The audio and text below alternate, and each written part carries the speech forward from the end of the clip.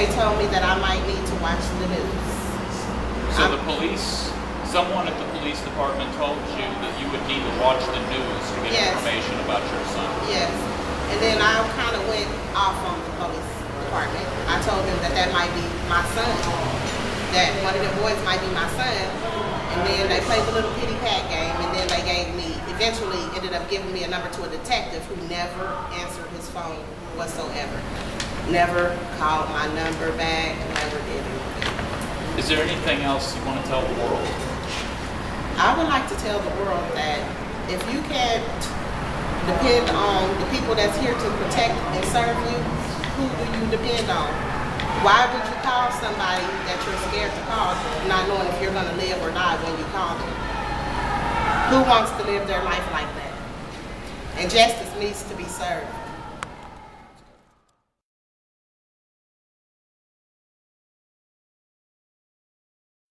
About my nephew, Timothy Collins, the way they treated my sister.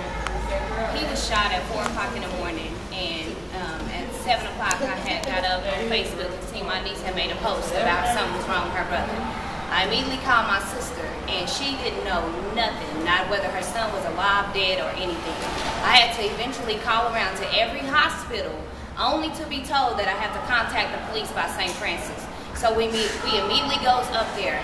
They never offered us a room, family room for us to go in. We went outside to smoke a cigarette, and they locked the doors on us. Sent 7 police cars up there with 2 police officers in each car, only to tell us that the chief was in a meeting and that they didn't know nothing. We eventually left from up there. We never found out anything until about 5, 6 o'clock that evening, when they finally came to the house, only to tell my sister that they shoot to kill to her face, and let her know that her son is dead. At the hospital, he was never there. We ended up finding out that he was at the forensic file, only 2 blocks away from the house that we was at. We never got to see him until we went up to the funeral home. That's when we finally got to see him. There has been no justice. They have not called my sister to find out anything about her son. It's just no justice going on. Every time we're at the club, every weekend, there's police out there, like there's a big-ass riot on the inside of the club.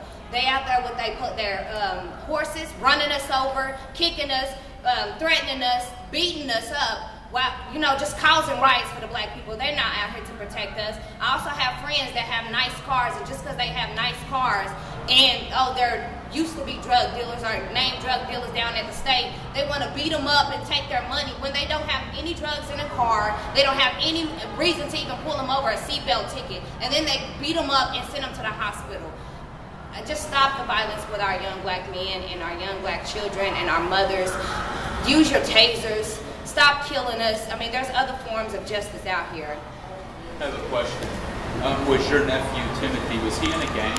No, he wasn't. They have no proof that he's on there. It's not on file anywhere that he's in a gang. Only thing they have is hearsay. Somebody or what they say. So he had never been arrested? He's never been arrested. And he was 17? And he was only 17, a kid. And I feel like at 17, his mother should have been the first one contacted. Not his girlfriend, not his homies, his mama or his daddy.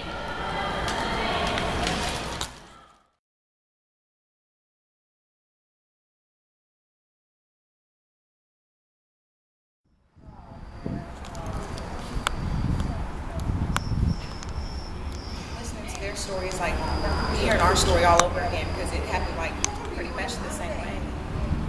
Yeah, it's definite. There's a pattern. And we still haven't got no answers from anyone. Okay, I'm here with Shantae Day, who is the daughter of Karen Jackson. We're outside City Hall. Why are you here today?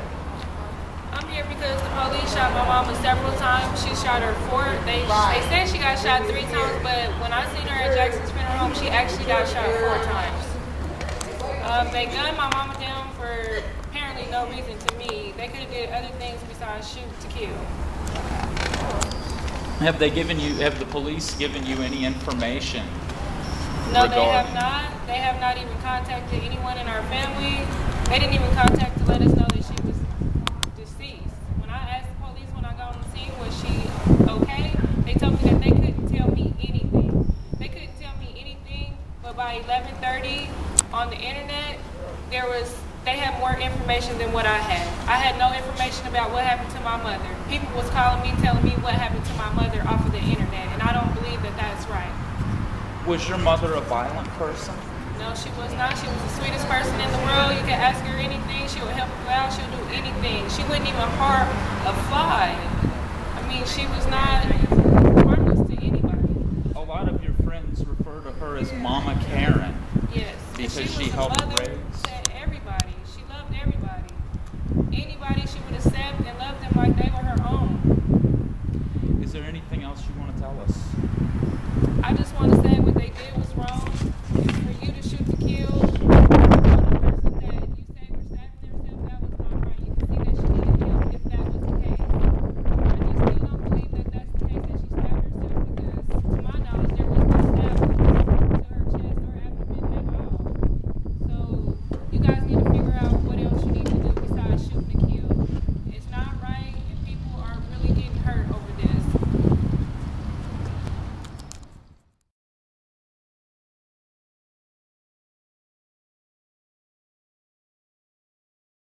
I'm here outside of City Hall with Rendell Smart, who is the father of Marquez Smart, who was gunned down by police officers in Old Town. Can you tell me why you're here today, sir? Well, I'm here to let my story be heard, because it's not justified, and I want to hear the truth. Can I have you speak up just a little? I'm sorry. I'm here to tell my story about my son and the information that I received, which is very little. And, you know, they call it justified. How can they call it justified? And they're not able to investigate the case. You know, and the officers in this case, it's well known that the officers fired several shots, but they haven't released any ballistics reports or autopsy reports to show who was shot by who. Have they given you any information to tell you who was shot by whom in this situation? No, they haven't given me any information. As well as they have not tried to contact me one time, set up an appointment to meet with District Attorney Parker, Kelly Parks or something like that, Karen Parker. Kim Park, excuse me. And they haven't returned my calls. I've been doing all the investigating. I had to make the initiative to contact the detective to see what's going on with my son. The night it happened, March the 10th, I received a call about 10 minutes till 2 o'clock in the morning, Friday night. And I was told my son had got shot down in Old Town. But before I got the phone call, I had my police scanner on. I listened to it every night. And I was sitting outside listening to it about 1:45, and I'm hearing a lot of commotion down in Old Town, talking about shootings and block this street and block that street. So I'm listening. I know my son frequents down the club. So I said to myself, I hope my son is not involved in anything. So I sat out there. They said how many people got shot and one had died. They said that, and I'm listening. It was about 7 minutes, 10 minutes before they even called the ambulance. I'm listening to the scanner, sitting outside. I go in the house 7 to 12 minutes later. I'm still listening to the scanner. My son's mother calls me and tells me the information that our son's been shot. So I tell her, I heard it on the scanner. She said, well, I'm on my way down to the hospital, St. Francis. She didn't know which hospital it was in. She was going to the closest one by the scene. So I met her down there. I got there about 2:20. And we went in the hospital. They never let us know if our son was in there. They told us they had multiple victims back there. And they couldn't tell us if one of them was our son or not. But they questioned his mom about his identity, tattoo markings, tall, short, hairstyle, whatnot. We was there about 2.5 hours, 3 hours before they let us know that our son passed away. One officer and the chaplain called the family and took us into the back room and asked us what was our son's name. We stated his name. And the lady officer said, well, your son was shot multiple times and he didn't make it. Well, of course, we went ballistic. You understand? understand anybody would. My son was only 23 years old. They never said he had a weapon. I have no information. I've contacted the detectives. They don't return my call. This happened March the 10th. I've been to the coroner's office several times. I've been down to get his evidence. His evidence is not there. It is here. The detective called me once and said, you can go pick it up. I go down there. All of his stuff is not there. True enough, they may have some of his belongings that they need for the case. But still, they're not contacting me. They haven't contacted his mom, haven't contacted me.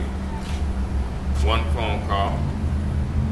And I'm looking for, you know, the truth, justice. Do you believe the police story of what happened to your son? Not at the least. So it doesn't sound like something your son No. would